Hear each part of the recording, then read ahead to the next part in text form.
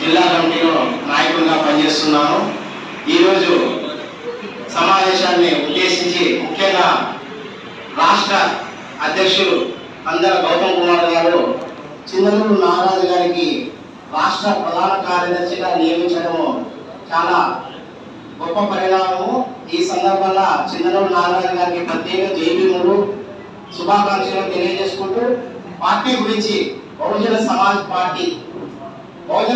Party యొక్క నినాదం ఏమంటే సర్వజన సుఖయ సర్వజన హితయ, అంటే అందరూ బాగుండాలి, అందరూ మంచిగా ఉండాలి, అందరి హితం కోరే పార్టీ బహుజన సమాజ్ పార్టీ. అది కేవలం మాటల్లో కాకుండా చేతుల్లో చూపెట్టే ఏకైక పార్టీ బహుజన సమాజ్ పార్టీ.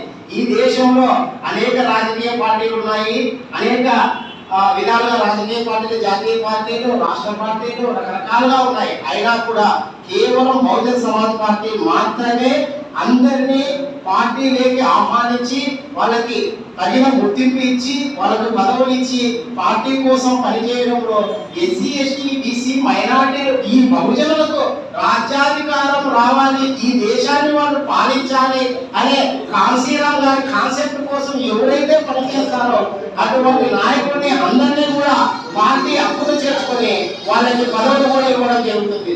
అంతేకాకుండా ఉత్తరప్రదేశ్ రాష్ట్రంలో బెహన్ కుమారి మాయావతి గారు బ్రాహ్మణులకి టికెట్, అంటే ఎమ్మెల్యే ఎంపీ టికెట్ బ్రాహ్మణులకి ఇచ్చి వారిని పార్టీలో కలుపుకొని బ్రాహ్మణుల చేత కూడా కలుపుకొని పార్టీని రాజ్యాధికారంలోకి తీసుకొని పోయి అంత గొప్పగా పరిపాలించిన పార్టీ ఏదైనా ఉందంటే అది ఏకైక పార్టీ బహుజన సమాజ్ పార్టీ మాత్రమే.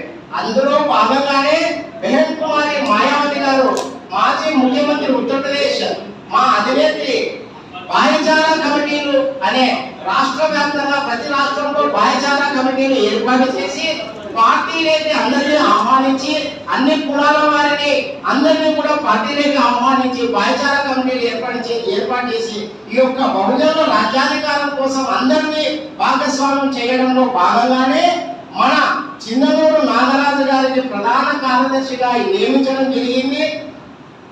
ఈ సందర్భంగా చిందనూరు నాగరాజు గారి గురించి మాట్లాడాలి అంటే రాయదుర్గంలో ఆయన అవినీతి, అక్రమాలు, మైనింగ్, తర్వాత గుళ్ళలో జరుగుతున్న రకరకాల దౌర్జన్యాలు, అవినీతి, వీటి మీద అన్నిటి మీద పోరాడుతూ అక్కడ పార్టీని ఒక ప్రతిపక్ష స్థాయిలో నిలబెట్టడం జరిగింది.